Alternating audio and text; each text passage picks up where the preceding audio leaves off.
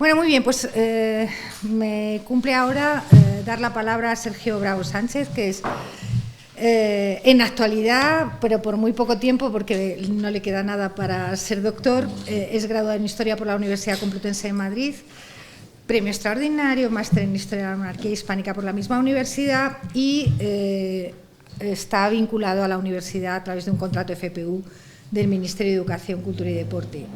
Su proyecto de tesis doctoral versa sobre las gobernaciones de la emperatriz Isabel, 1528-1538, poder, gobierno y negociación en la articulación política de la monarquía.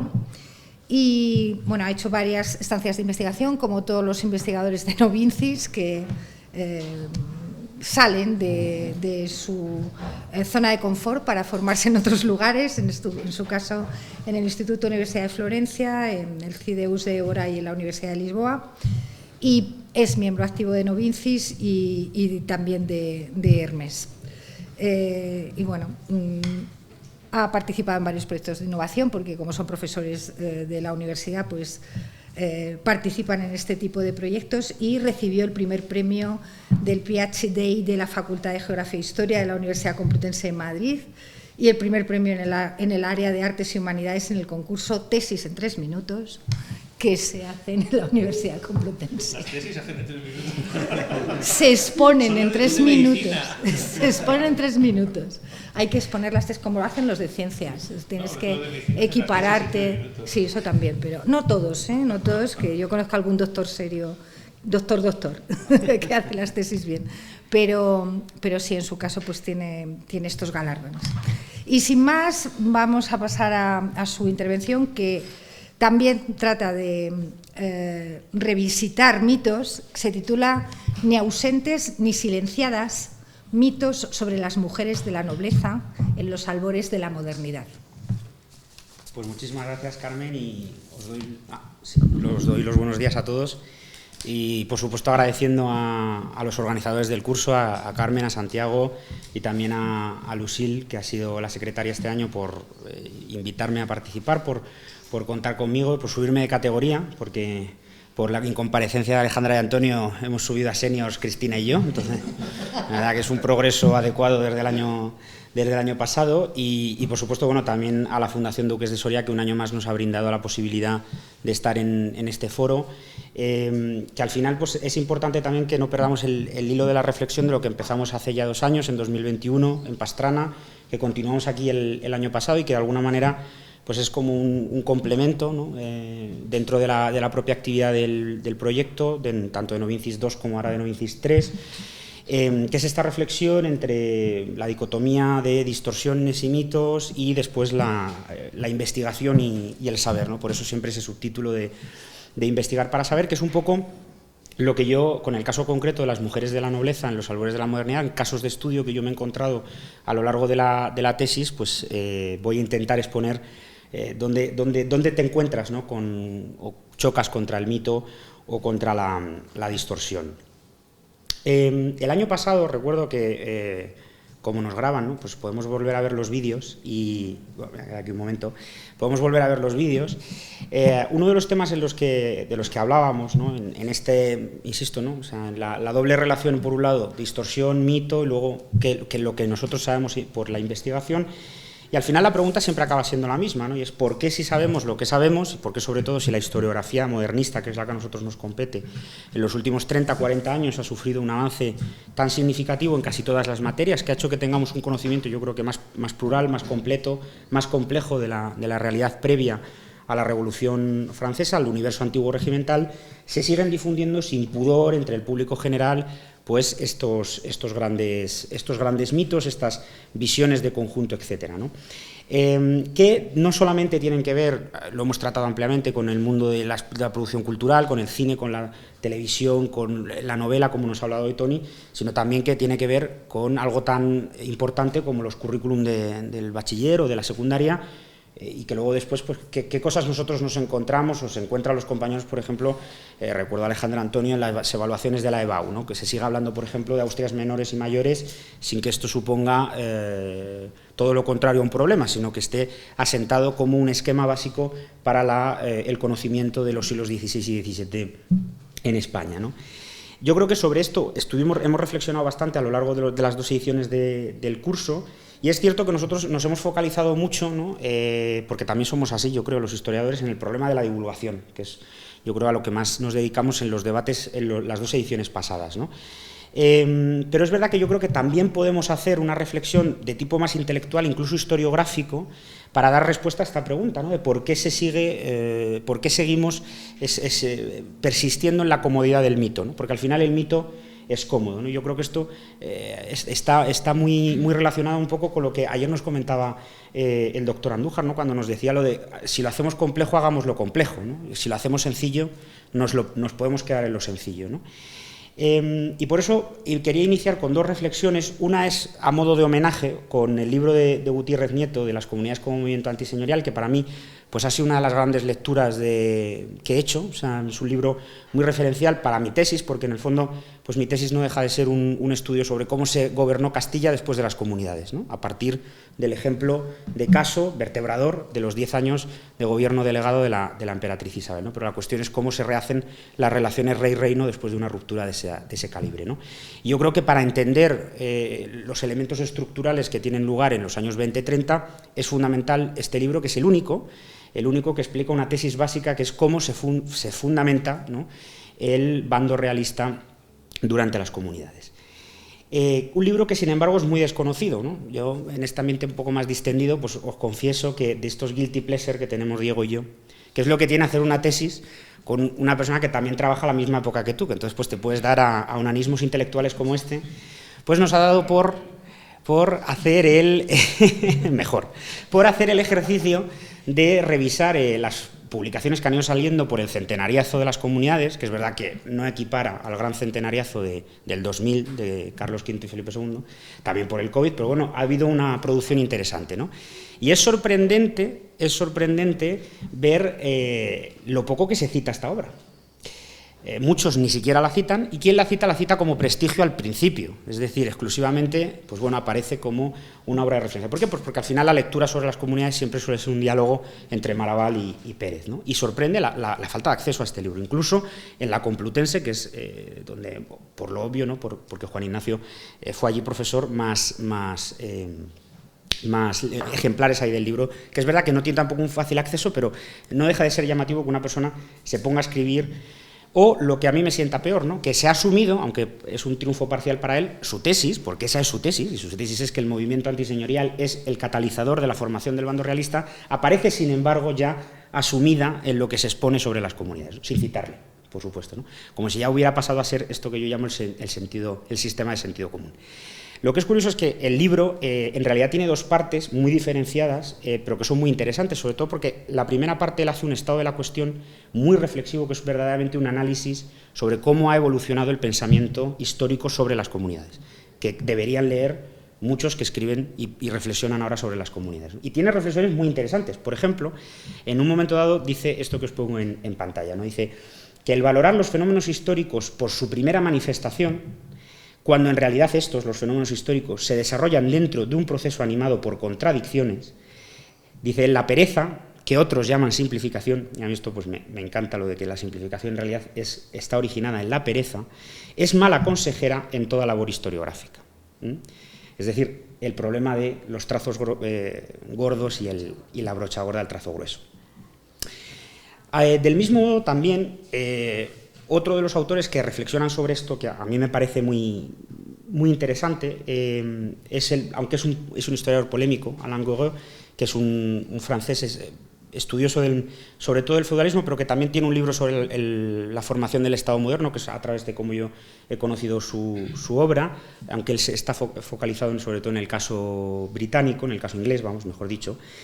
Pero también es heredero de la historia conceptualista, ¿no?, de los conceptos, y en este diccionario razonado del occidente medieval, cuando él define feudalismo, ¿no?, que hace una apuesta además muy firme, muy polémica sobre cómo se tiene que entender el feudalismo, etcétera, pero él llama la atención muchas veces en su obra sobre esta idea, ¿no? No hay peor espíritu de sistema que el del sentido común, ¿no? ¿Cuál es el del sentido común? Que es fundamental para todos los historiadores que trabajamos antes de 1780, ¿no? Pues esa forma de aproximarse, dice él, a las realidades sociales que utiliza como herramienta natural y sobre toda sospecha, es decir, no es algo que te puedas cuestionar, pues las categorías que en realidad son propias del espíritu público contemporáneo, ¿no? Pues como son derecho, religión, arte, lengua, dice él, familia, luchas políticas, desarrollo económico, cultura política, ¿no? Sin ir más lejos, preocupaciones religiosas, etcétera, ¿no?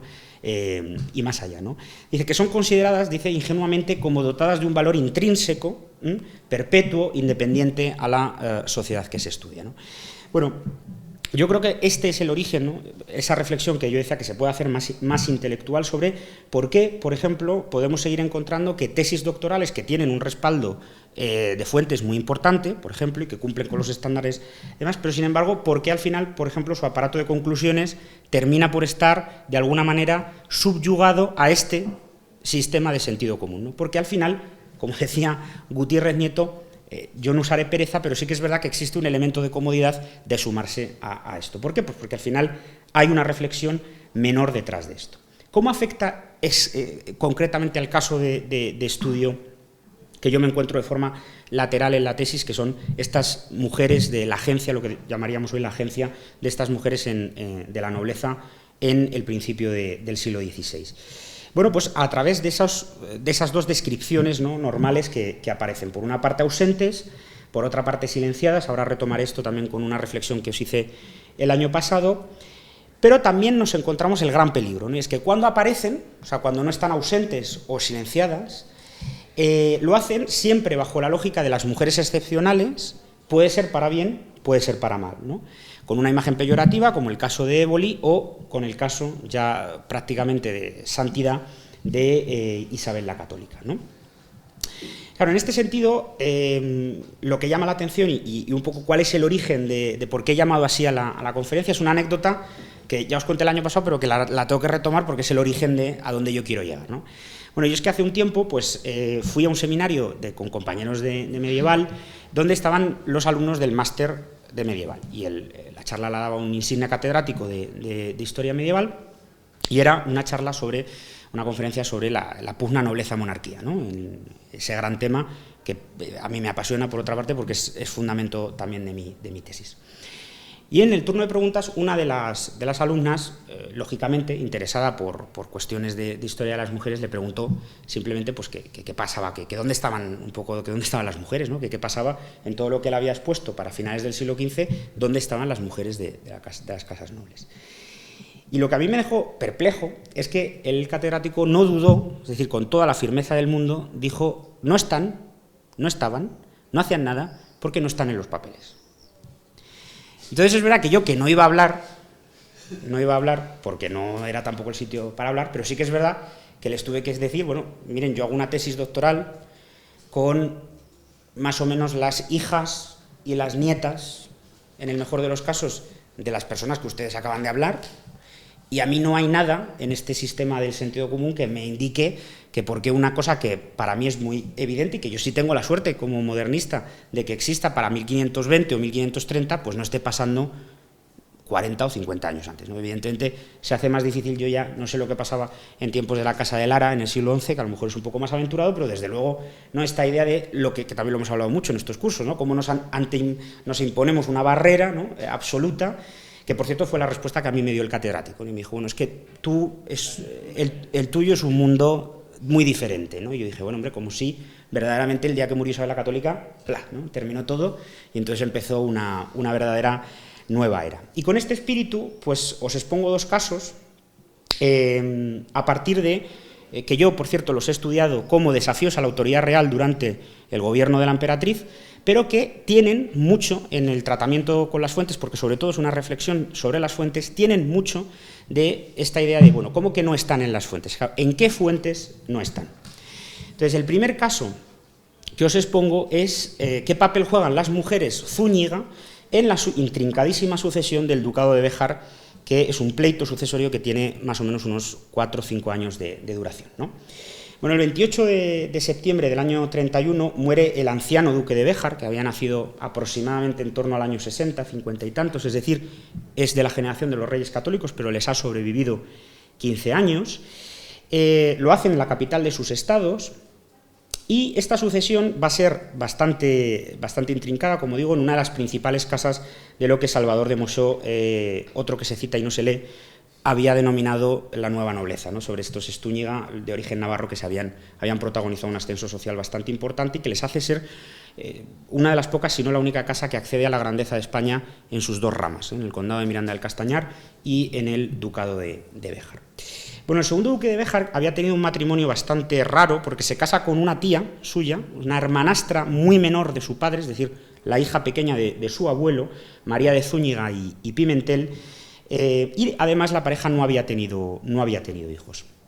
Y esto hizo que su sucesión viniese os pongo un árbol genealógico, porque si no esto es un poco intrincado, le va a suceder su sobrina, Teresa, la famosa Teresa de Zúñiga y Manrique de Lara, la marquesa de Ayamonte, que estaba casada además con otro primo Zúñiga, el conde de Belalcázar, ¿no?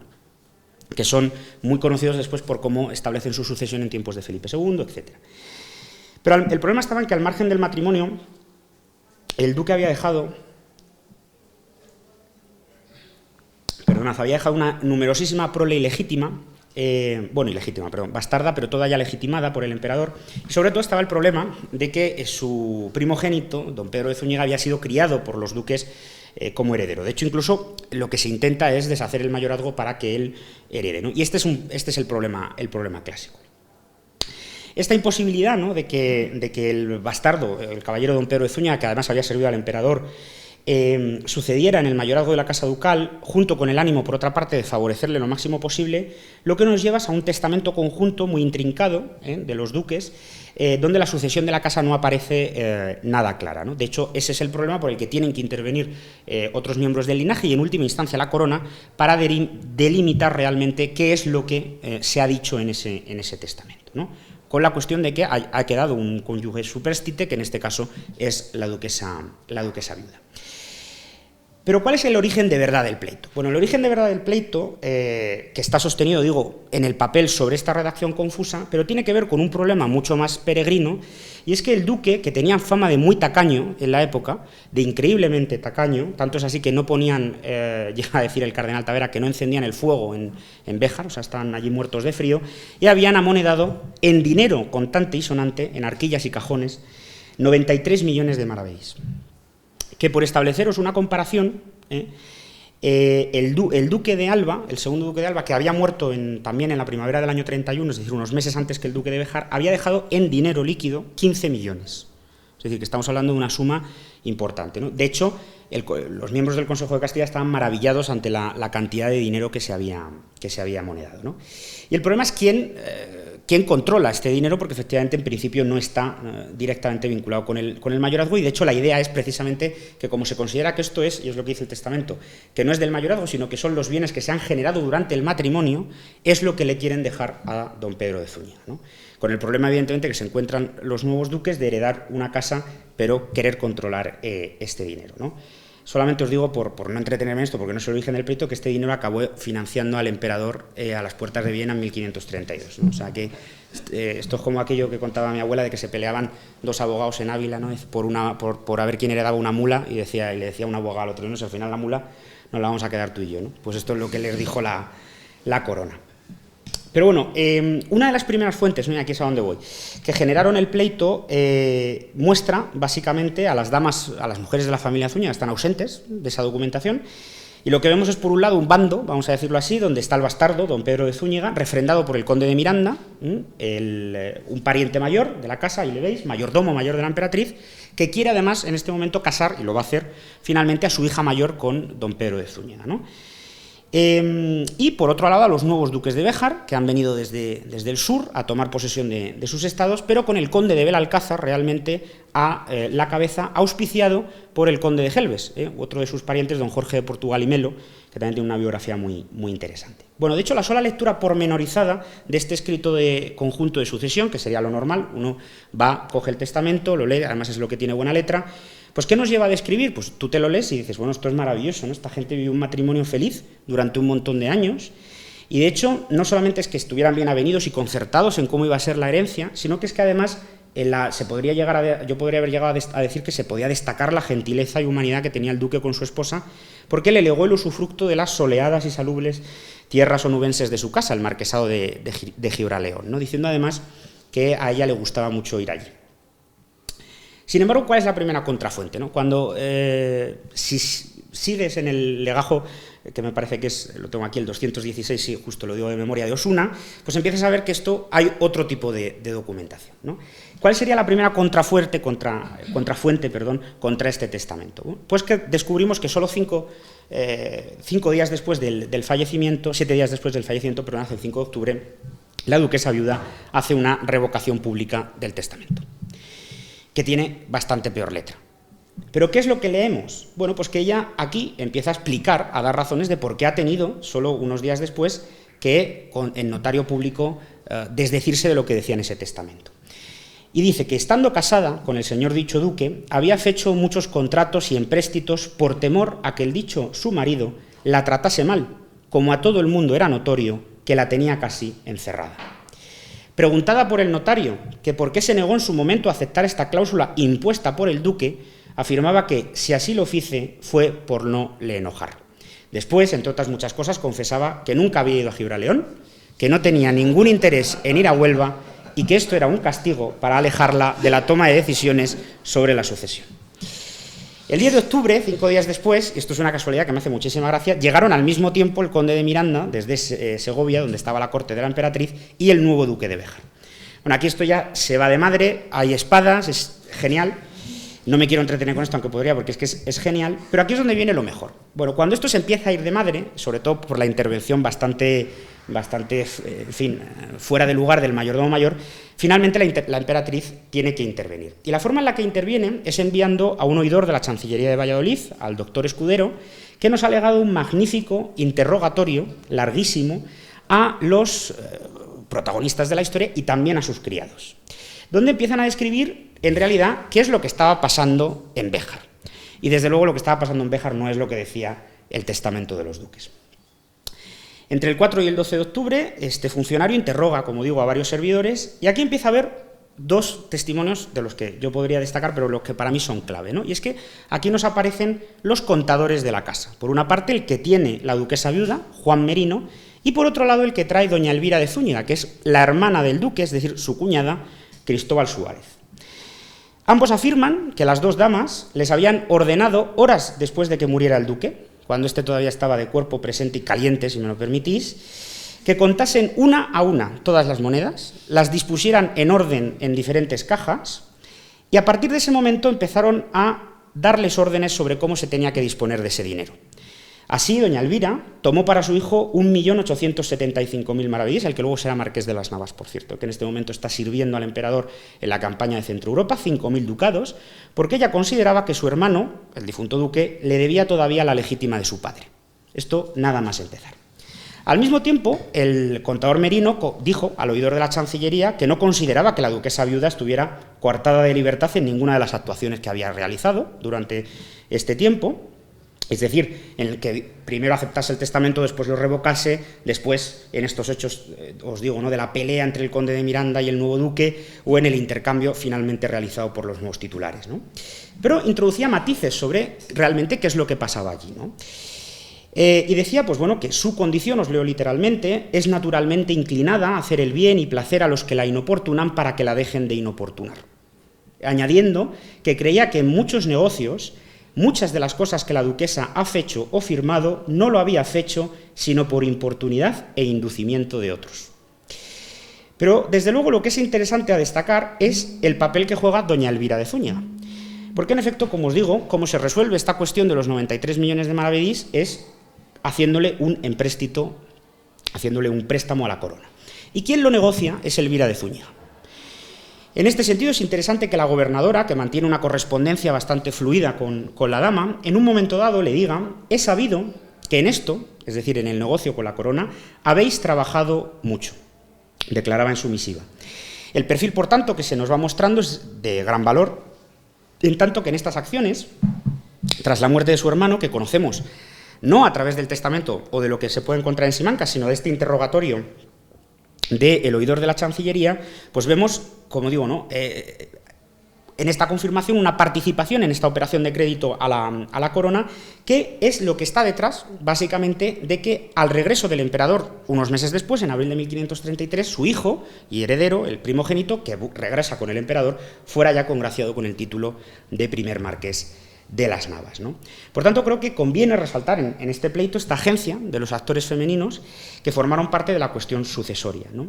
Un manejo que a lo mejor es un poco más desapasionado de las fuentes entre estas desavenencias, pues permite identificar a las mujeres en una situación de plena inserción en las dinámicas sociopolíticas. ¿Quiere decir esto que estamos ante mujeres excepcionales? No lo creo. ¿Que es una sociedad genial e igualitaria? No, es un flagrante caso de maltrato conocido por todos. En muchas de las... Cuando esto ya llega a Consejo de Castilla, a mí me sorprende pues, que el cardenal Tavera dice que, claro, que él siempre había sabido que a la duquesa la pegaban y no le parecía mal. Es decir, que es un caso flagrante de machismo, ¿no?, de violencia contra la mujer, pero eso no quiere decir que ellas estén al margen de todo este proceso, ¿no? Y yo creo que precisamente esta coexistencia de las dos realidades, que no son incompatibles, es lo que conviene subrayar, alejándonos, por tanto, de narrativas cuyas conclusiones nos llevarían a ocultar una u otra cuestión, y creo que es necesario contar las dos. Bueno, brevemente, pero creo que todavía me da tiempo a contaros esto que he llamado, y como esto es distendido, lo he llamado las chicas Alburquerque, como si fueran las chicas Gilmore, porque tenemos otro pleito donde, qué curioso, vuelve a aparecer otra vez, ¿no? Y entonces ya, claro, llega un momento que uno dice, bueno, yo si empiezo a contar es que son todas excepcionales, ¿no? Entonces, pues a lo mejor es que no puede ser, ¿no? Bueno, ¿qué pasa con el conde de Ureña, que también es otro de los pleitos que yo estudio? Bueno, básicamente es que es el hermano pequeño de don Pedro Girón, del famoso don Pedro Girón, que Pedro Girón acaba muriendo en abril del año 31, y entonces le viene a suceder su hermano pequeño que estaba destinado a la carrera eclesiástica, ¿no?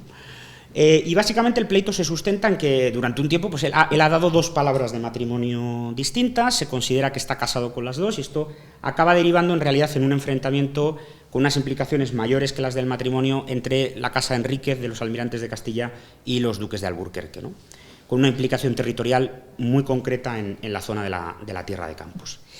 Pero lo que es interesante es que, y vuelvo sobre lo mismo, si uno, por ejemplo, se queda con la primera información que yo obtuve de este pleito, que es el resumen de la causa en el Consejo, que está en Cámara de Castilla, en diversos, legajo 39, pues efectivamente la descripción que se hace del asunto, ¿vale?, pues fundamentalmente es que el conde tiene un problema religioso sobre sus dos palabras dadas, que es verdad que lo tuvo, y que tiene que ver, y esto es muy interesante para los que, pienso en Santiago, estáis muy interesados en la idea de nobleza, y lo comento brevemente porque a mí me da mucho la atención que en un momento dado él, cuando tiene este problema de conciencia, porque se cree bígamo, vienen unos dominicos, ¿no?, a confesarle y a establecer su parecer, ¿no? Y es muy interesante que uno de ellos lo que le dice es que no se tiene por qué arrepentir de lo que ha hecho, porque él había dado la primera palabra de matrimonio antes de acceder a la titularidad de la casa, y que por tanto eso no era lo mismo, que es uno de los problemas del pleito, ¿no? Básicamente, claro, en un momento dado él va a casar con una tal María Enríquez, que es una de las hermanas pequeñas de los marqueses de Tarifa, es decir, de los Enríquez de Rivera, pero claro, es un matrimonio entre una sobrina del marqués y el hermano pequeño de don Pedro Girón, que en una clave muy del reino de Sevilla, etcétera, en el momento, pero claro, esto de repente se convierte en que el heredero de la que va a ser la gran casa de Osuna está soltero, y evidentemente es una cuestión. Y él acaba teniendo un matrimonio en el seno de la Casa Real, con una dama de la emperatriz, ¿no? Y aquí es donde empieza la cuestión a ponerse importante. De nuevo, cuando empezamos a ver las pesquisas que se realizan desde la corona, es donde empezamos a encontrar cuestiones interesantes, ¿no? Y, por ejemplo, el pesquisidor, que ahora he perdido su nombre, que envía a la emperatriz, sentencia en su informe que manda a Segovia. Dice que el problema era que la duquesa, su hermana, es decir, la duquesa de Alburquerque, que es su hermana, doña Isabel Girón, y sus hijas, las sobrinas de María de la Cueva, la dama de la emperatriz con la que se va a casar el conde de Ureña, dice, le hablaron muchas veces en el casamiento de doña María de la Cueva durante unas jornadas de recreo en la Serreta, que es un palacete que tenían los duques de Alburquerque cerca de su solar de Cuéllar. Pero si seguimos leyendo, dice lo que a mí me parece más interesante. Dice, ya que así se lo habían escrito todas a la Andalucía 3 meses y medio, poco más o menos antes. Es decir, que desde el mes de julio, aproximadamente, esto pasó en octubre del 31, apenas 8 semanas después de que se conociera en Castilla la Vieja la muerte de don Pedro Girón, Isabel Girón, hermana de ambos, llevaba pergeñando la unión de su hermano con su cuñada María de la Cueva, dama de la emperatriz. Ahora, durante estas jornadas de recreo en tierras de Cuéllar, los duques quisieron materializar estas aspiraciones, y de hecho lo hacen, las materializan, y le obligan a firmar hasta 3 escrituras donde él se compromete a casarse. 3 escrituras que también, para que veamos cómo es esto, las escrituras de acuerdo son geniales, tanto súper bien avenidos, ¿no? Luego resulta que él, que estuvo preso 2 años, el conde de Ureña, pues confesó que su cuñado literalmente le había querido matar en la Armedilla, que era un monasterio también a las afueras de Cuéllar, y que efectivamente le cogió de la pechera en el claustro y le amenazó con tirarle si no se casaba con la hermana, ¿no? Es decir, vamos, una familia pues bien avenida, ¿no? Aparte de esto, ¿qué 2 elementos más aparecen para entender a esto de la cuestión de las chicas Alburquerque, ¿no? María de la Cueva a mí es un personaje que me llama mucho la atención porque, como sabéis, luego es rescatada en su viudedad y es la camarera mayor de la reina Isabel de Valois. Es decir, que el valor que tiene como dama de la emperatriz es rescatado después por Felipe II para tener el gobierno de la casa de su mujer. Y esto lo es porque efectivamente todo indica que entre ella y la emperatriz debió surgir una unión de amistad, que efectivamente la emperatriz estuvo detrás de este entuerto y que así se lo ocultó, y esto lo puedo demostrar documentalmente, que se lo ocultó a Carlos V, que ella había estado detrás de este problema, porque efectivamente ella quería ver a su dama muy bien favorecida de esta manera. Y luego hay cosas que llaman la atención y digo, insisto, para que veamos que eso no quiere decir que la época no deje de ser la época, ¿no? Porque efectivamente pues María de la Cueva no debía ser muy agraciada, según lo que dicen, y además debía de tener un ligero sobrepeso.